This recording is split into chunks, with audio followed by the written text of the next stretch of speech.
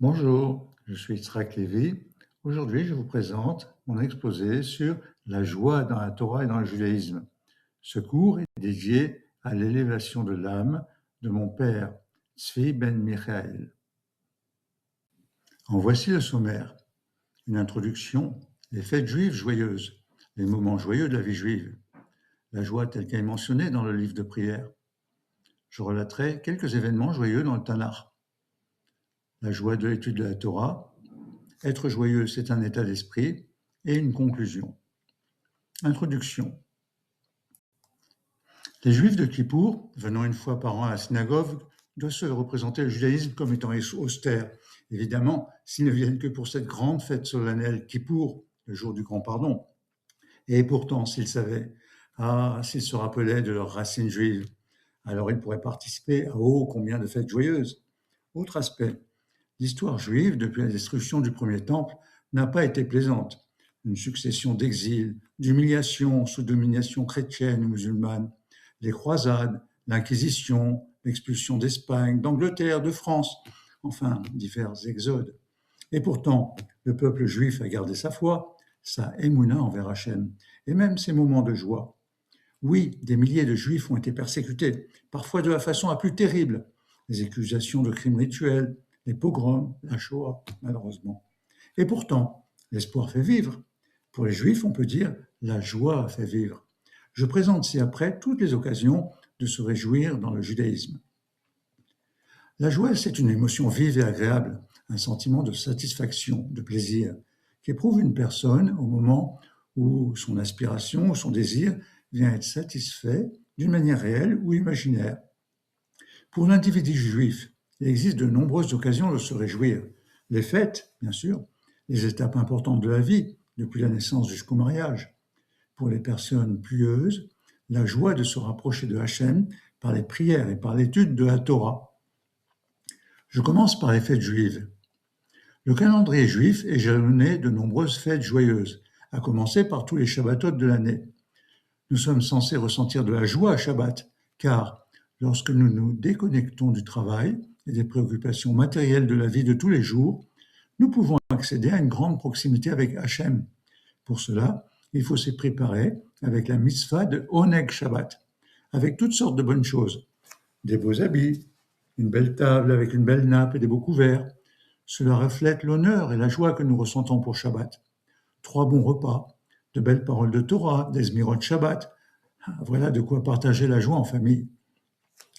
Judah Halevi, dans son livre Le Kuzari, indique « La joie de Shabbat et des jours de fête ne font pas oublier les récitations des prières aux heures prescrites. » Commentaire.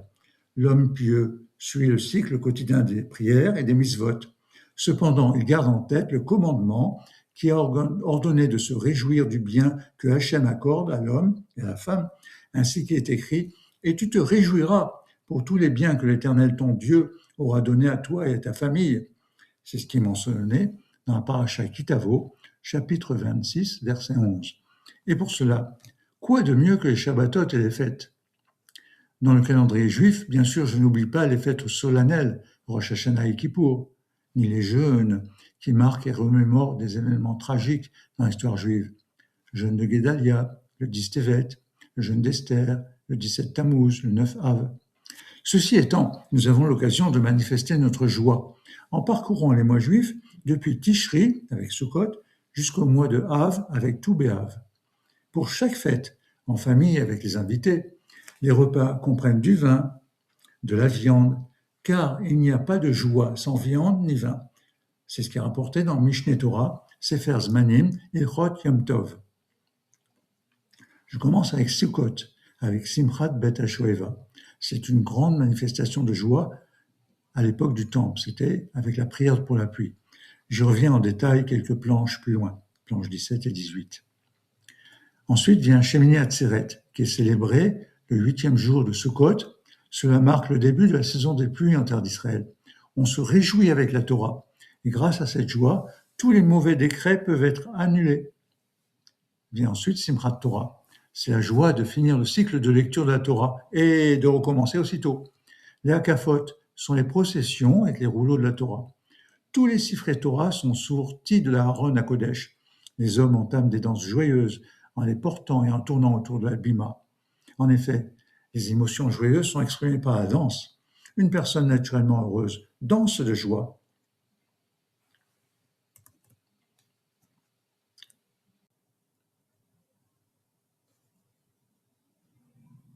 Ensuite vient Hanouka.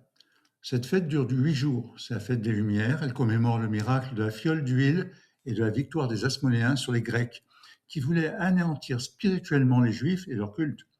Les Grecs voulaient imposer leur culture helléniste, mais sans exterminer physiquement les Juifs. C'est pour cette raison que la joie de Hanouka est plus spirituelle et consiste à allumer des lumières et à remercier Dieu par le Hallel. Entre autres signes de joie, Hanouka Gelt, le jeu de la toupie pour les enfants, dégustation de beignets et bien sûr chanter le Hallel. Ensuite vient Tu Bishvat, le nouvel an des arbres, que l'on fête joyeusement avec une séouda où l'on déguste de nombreux fruits variés, succulents, qui réjouissent le palais. Il est d'usage, en mangeant chacun d'entre eux, d'apprécier son symbole et sa signification. Au mois de Hadar, on augmente notre joie. Le mois de Hadar, durant lequel le peuple juif a échappé miraculeusement à une extermination totale et minutieusement programmée, invite de toute évidence à la joie et à l'allégresse. Et le miracle de Purim annonce également celui de Pessah. Une des particularités de ce mois de Hadar, c'est qu'il est le mois de la naissance de Moshe, le 7 Hadar, le libérateur du peuple juif. Cette heureuse conjoncture a en effet été la source du miracle de Purim, ce qui est rapporté dans Esther Rabbah 3.11. L'une des citations les plus célèbres de tout le Talmud est la suivante. Misher Nichnas Hadar Marbim Besimcha. À l'arrivée de Hadar, notre joie augmente. Rapporté dans Maseret Ta'anit, page 29a. On nous enjoint à être Marbim Besimcha, ce qui signifie que chacun d'entre nous doit développer son potentiel spirituel de toutes les manières possibles pour réussir, à savoir, selon Rav Lefkovitch, que l'on doit accroître son étude de la Torah, car il n'y a pas de joie plus grande que l'étude. Vient ensuite Purim, que l'on fête joyeusement la victoire des Juifs sur leurs ennemis qui voulaient les anéantir physiquement au temps du roi perse Assuérus. En ce mois de Hadar, le peuple juif sous domination perse a échappé miraculeusement à une extermination totale et minutieusement programmée par Aman. Cela invite de toute évidence à la joie et à l'allégresse. Avec le michté, repas ô combien délicieux, avec force de viande et des vins, et les enfants qui se déguisent, et les adultes qui se déguisent aussi. Pessah où l'on fête la délivrance du peuple hébreu, qui était esclave en Égypte, peuple qui, sous la conduite de Moshe Rabbeinu, est sorti victorieusement des griffes de Pharaon. Question, le Seder de Pessah est-il joyeux? Oui, évidemment, avec les chants, les questions des enfants, le Hallel et ses chants mélodieux.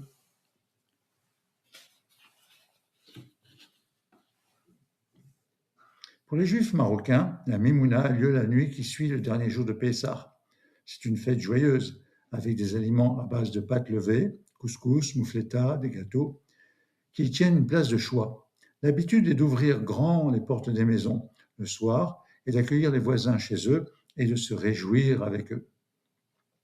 Ensuite vient l'Ag Baomer, le 33e jour du conte de l'Omer, fête la Iloula de Shimon Bar Yochai.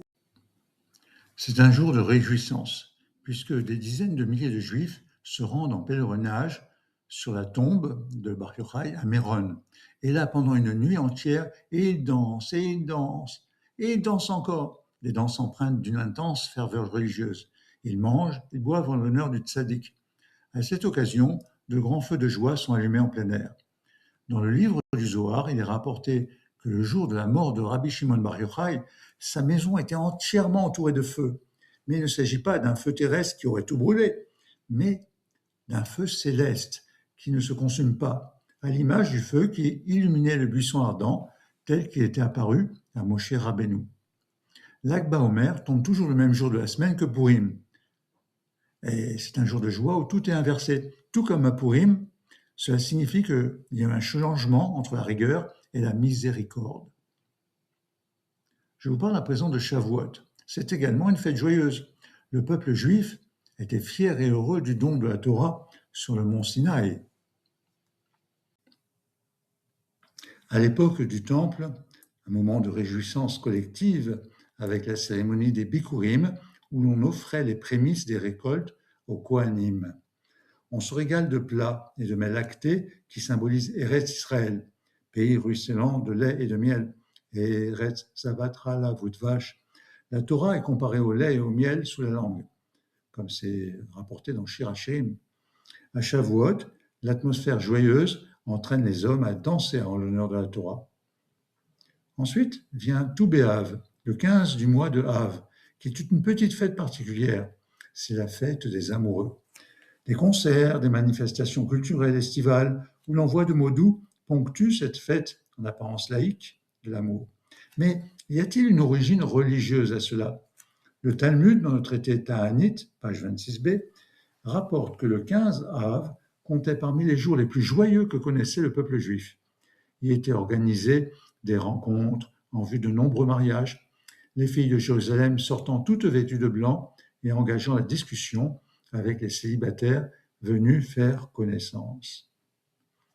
C'était le meilleur moment pour fonder un foyer juif, car dans leur grande Kedusha, sainteté, les Juifs de ce temps-là voyaient le mariage comme le sujet le plus sacré de l'existence.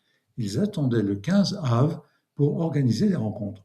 C'était effectivement un jour propice aux prières, pour demander à Hachem de nous faire rencontrer rapidement notre mazal, notre destinée.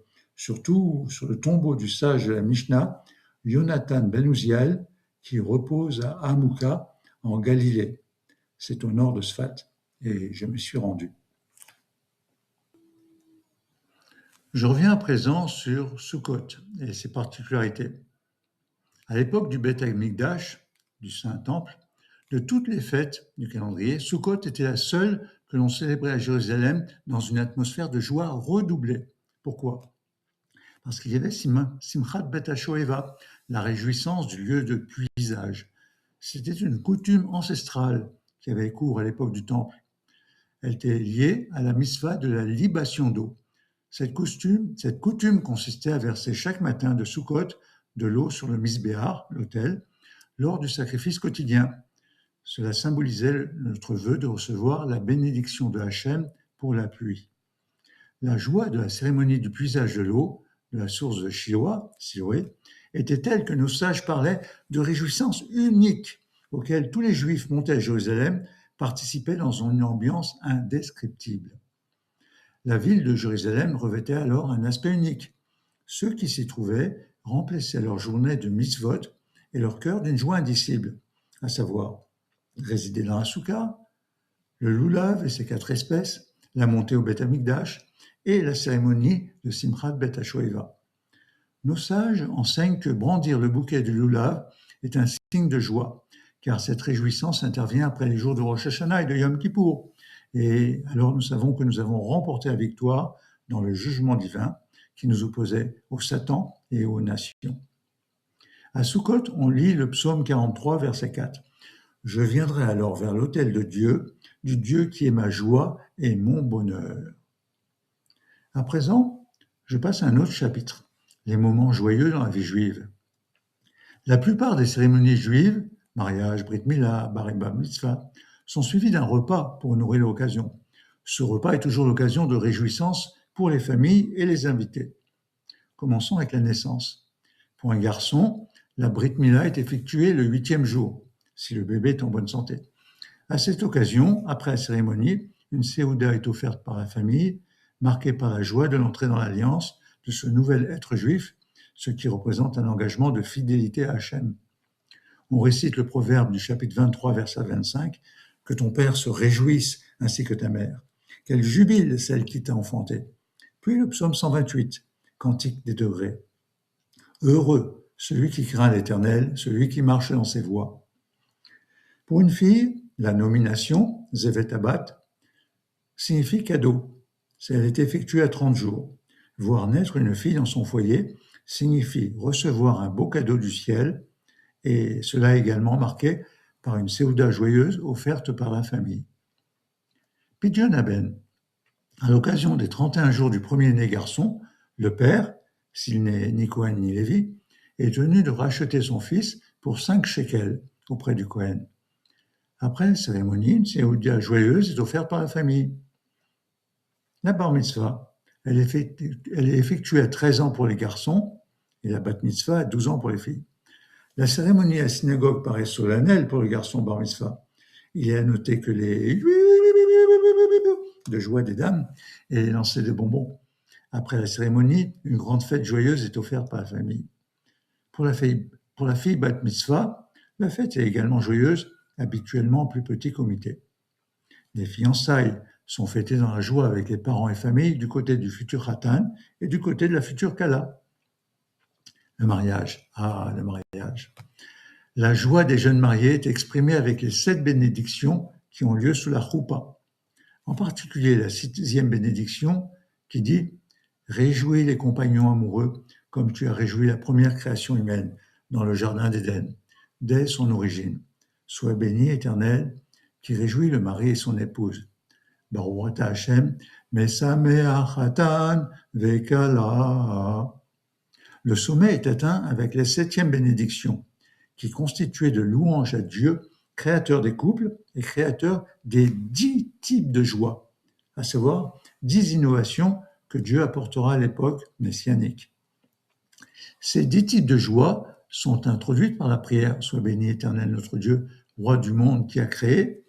La joie, ça sonne, l'allégresse, simcha, pour le marié et la mariée, la jubilation, gila, le chant, rina, l'exultation, ditsa, la gaieté, chedva, l'amour, ahava, la fraternité, ahava, la paix, shalom, et l'amitié, rérut. Puis, sois béni Éternel qui réjouit le marié avec son épouse. Mesameachatan imakala. Et on termine avec que les joies se multiplient au sein d'Israël et que s'évanouissent les soupirs. Lors du repas de noces, les invités ont la mitzvah de réjouir les mariés à leur mariage avec des danses, des chants, et cela pendant 1 semaine. Voici un autre chapitre, la joie telle qu'on la retrouve dans le livre de prière. Selon Maïmonide, la joie est un élément essentiel dans l'accomplissement des rites juifs. Dans son livre Yad HaHazaka, il précise que les commandements doivent être accompagnés d'une abondance de joie. En lisant et en étudiant le livre de prière, L'arme de la parole de Claude Brahami, j'y ai trouvé de nombreuses occurrences de la joie. Commençons avec la prière du matin. Il y a d'abord la section Olam HaHatzia, le monde de l'action. Ensuite, la section Olam HaYetzira, le monde de la formation. Puis vient, en page 65, le psaume 100. Ivdu et Hashem besimcha. Adorez l'Éternel avec joie. Venez à lui en chantant. Ensuite, le psaume 84, verset 5. Ashrei yoshvei betecha, odi alelura selah. Heureux ceux qui demeurent dans ta maison, ils continuent à te louer. Ainsi que le psaume 144, verset 15. Ashream shekar alo. Heureux le peuple pour qui il en est ainsi. Ashream sheadoshem Elohav. Heureux le peuple dont l'Éternel est Dieu. Soit 3 fois le terme Ashrei pour signifier l'état des joies, pour signifier l'état d'esprit joyeux de l'Oran. C'est l'homme en prière.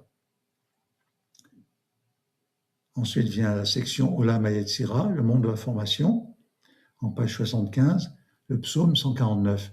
Qu'Israël se réjouisse de son Créateur, que les fils de Sion exultent en leur roi. On lit un passage de l'Exode, chapitre 15, versets 1 à 19, c'est le chant, Az Yashir Moshe, un chant de joie de Moïse et des Hébreux après la sortie d'Égypte et la traversée de la mer des Joncs. Vient la section Olam HaBeria, le monde de la création, en page 100. C'est vrai, heureux l'homme qui obéit à tes commandements et porte en son cœur la Torah et ta parole. Après, la section Olam HaSilut, le monde de l'émanation. Debout, on récite la Hamida. Puis, avant la lecture de la Torah les lundis et les jeudis, la joie de Hachem s'exprime dans le psaume 96, verset 11. Yismeru Hashamayim Vetagel Haaretz Veyomru Bagoyim Adoshem Malach. Que les cieux se réjouissent et que la terre exulte, que l'on proclame parmi les nations, car l'Éternel règne. On enchaîne avec le psaume 48, verset 12. Yisma Har Sion Tagelna Benot Yehuda Leman Mishpatecha. Que la montagne de Sion se réjouisse et que les filles de Juda exultent du fait de tes jugements. Ensuite, juste après Vezot à Torah, on dit le proverbe 3, verset 18. Etz Chaim ilama zikba vetorea meusha. C'est un arbre de vie pour ceux qui la détiennent, la Torah. Ceux qui la soutiennent sont dans le bonheur. Pendant la sortie du Sefer Torah, on rechante le psaume 144, verset 15, Ashream shekaralo, Ashream sheadoshem Eloav. Heureux le peuple pour qui il en est ainsi, heureux le peuple dont l'Éternel est le Dieu. Dans la prière du matin, retour au monde de la création, Olam Haberia, à nouveau le psaume 84, verset 6, heureux ceux qui demeurent dans ta maison et continuent à te louer, c'est là. Puis à nouveau le psaume 144, verset 15. On fait rentrer alors le Sefer Torah dans le Haron, l'arche. Dans la prière du soir, en page 223, on chante Venismar venahaloz bedivre Talmud Torah Te'era. Nous nous réjouissons et nous exultons grâce aux propos de l'enseignement de ta Torah, tes commandements et tes lois. L'accueil du Shabbat. Le Shabbat représente le sommet de la semaine, car c'est un jour consacré à la jonction avec le divin, respecté et honoré dans la joie. Ceci se traduit dans le livre des prières, en page 263, le Mizmor Letoda du psaume 100, verset 2. Ivdu et Adoshem besimcha. Adorez l'Éternel avec joie, venez avec lui avec des chants d'allégresse. Ensuite, le psaume 92, verset 5. Ki simchatani Adoshem befaolecha bemaase yadecha aranen. Car tu m'as réjoui par ton œuvre, ô Éternel. Grâce aux actes de tes mains, je chante de joie. En prière du vendredi soir, dans la Amida de Shabbat, on chante Yismechu vemalchutach shomre Shabbat vekore oneg. Qu'ils se réjouissent de ton œuvre, ceux qui observent le Shabbat et l'appellent oneg, délice, ceux qui sanctifient le 7e jour. Dans la prière du Shabbat matin, page 311, le matin, il y a la lecture de nombreux psaumes, depuis le psaume 19, au soleil, celui-ci, pareil au jeune époux sortant de sa chambre nuptiale, se fait une joie, tel un héros, de parcourir sa carrière. Le psaume 33, 34. Ensuite, le psaume 90. Rassasie-nous dès le matin de ta grâce, et nous entonnerons des chants, nous serons dans la joie toute notre vie. Plusieurs psaumes. Ensuite, le psaume 122. De David, je suis dans la joie quand on me dit, nous irons dans la maison de l'Éternel. Vient la prière Baruch She'amar, puis le psaume 92, verset 5. Car tu me combles de joie, ô Éternel, par tes hauts faits. Je veux célébrer les œuvres de tes mains. On chante de nombreux psaumes, depuis le 93 jusqu'au 135, et ensuite le psaume 89, verset 17. Sans cesse ils sont en joie à cause de ton nom, et s'élèvent par ta justice. Enfin le psaume 32, réjouissez-vous en l'Éternel. Soyez dans l'allégresse, ô juste, jusqu'à arriver à Nishmat Kochai. Un peu plus loin, à nouveau dans la Hamida de Moussaf, que se réjouissent de ton règne ceux qui observent le Shabbat et l'appellent Oneg, délice, peuple qui sanctifie le 7e jour. Yismechu vemalchutach shomre Shabbat. Après la prière de Moussaf, lecture d'un extrait de la Mishnah Sanhedrin 90, Rabbi Yehuda disait « Heureux celui qui peine dans la Torah et qui fait plaisir à son Créateur. Il grandit avec une bonne renommée et disparaît, quitte ce monde avec une grande renommée. » À Mincha de Shabbat, on lit un extrait de Isaïe, chapitre 51, verset 11. « Les rachetés de l'Éternel reviendront d'exil, ils entreront dans Sion en chantant une joie éternelle sur leur tête. Ils accéderont à la joie et à l'allégresse, Sasson et Simcha, puis reprise du psaume 84, verset 5, et du psaume 144, verset 15, avec les 3 mentions de Hachré. Parmi les Zmirot de Shabbat, voici un exemple de chant qui exprime la joie en ce jour de repos, jour de Shabbat Kodesh. Yom Zele Israël, dans lequel le refrain reprend Yom Zele Israël, Or Avesimcha, Shabbat Menucha. Ce jour est pour Israël un jour de lumière et de joie. C'est le Shabbat de repos. En voici encore 2 exemples de chants qui expriment la joie en ce jour de Shabbat Kodesh.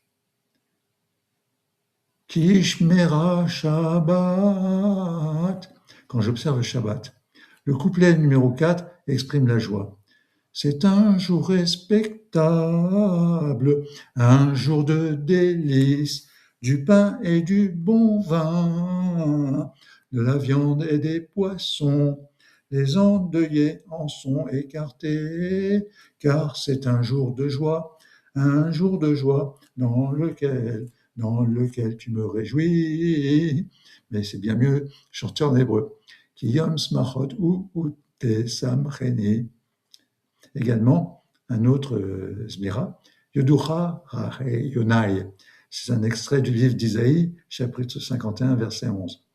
Les Sasson, les Simcha, et Shacha, Shuri, que l'allégresse et la joie soient mon plaisir.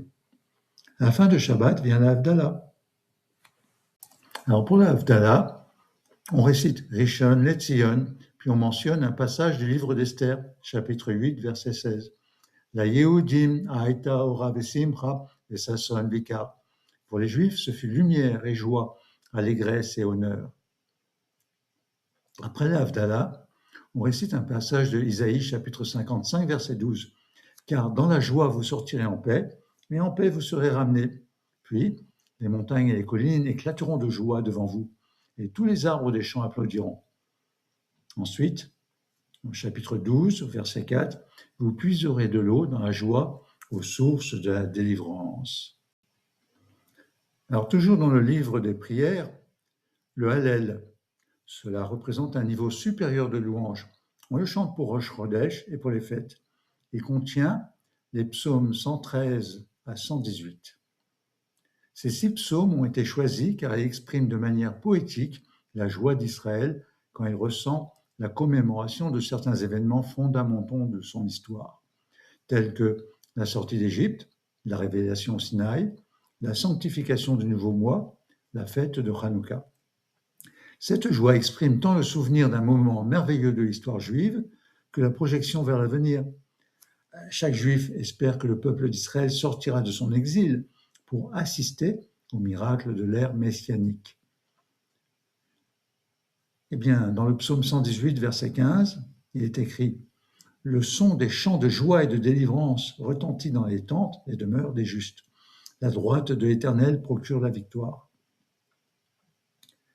Au verset 24 de ce même psaume, « Ze hayom asa adoshem nagila venismeravo » En ce jour que l'Éternel a fait, consacrons-le par notre joie et notre allégresse.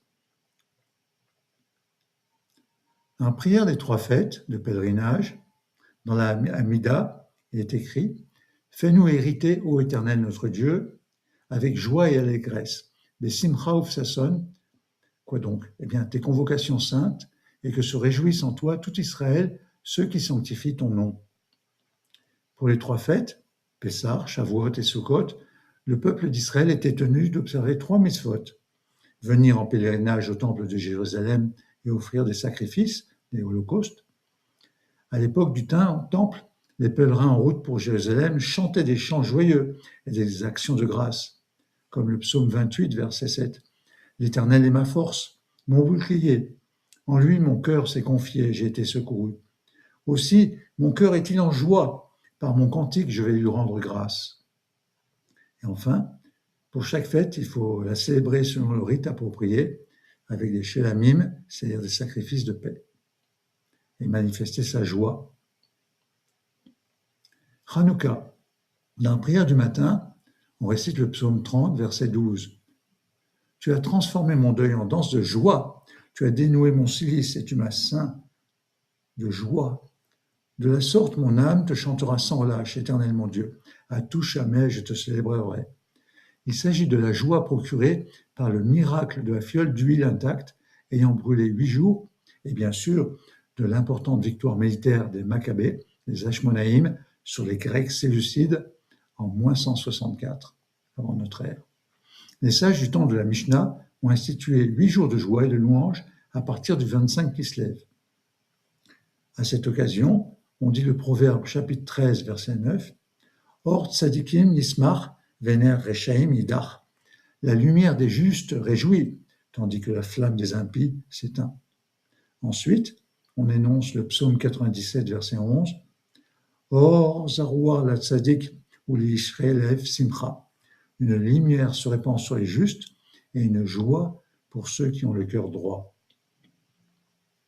Dans le livre de prières, toujours pour Purim, on commence l'office de Harvit en récitant le psaume 22, dont en particulier les versets 29 et 30.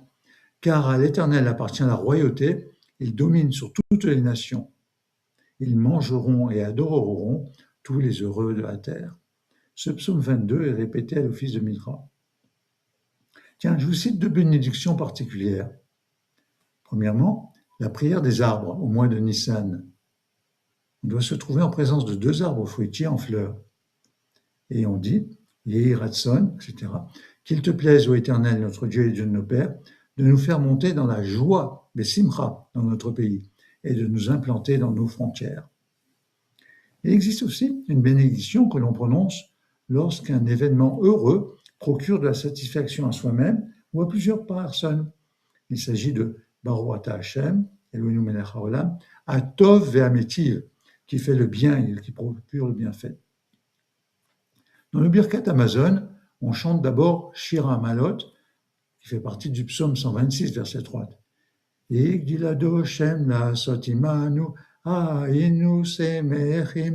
L'Éternel a fait de grandes choses pour nous, nous étions heureux. Puis le verset 5 de ce même psaume. Azrorim bedima berina yetzoru. Ceux qui sèment dans les larmes moissonneront dans la joie. Cela annonce que les souffrances endurées par Israël au cours des différents exils agissent comme le sel sur le sacrifice. Elles le purifieront de ses fautes et engendreront la délivrance et la joie. Israël, de retour à Sion, uni autour du temple de Jérusalem, connaîtra alors un temps de félicité. À la fin du Birkat Amazon, l'invité à la table familiale exprime sa gratitude en ces termes. Que le miséricordieux, Dieu, bénisse cette table, etc. Que le maître de maison soit gai et heureux tous les jours, en richesse, en bien, en honneur pour toujours.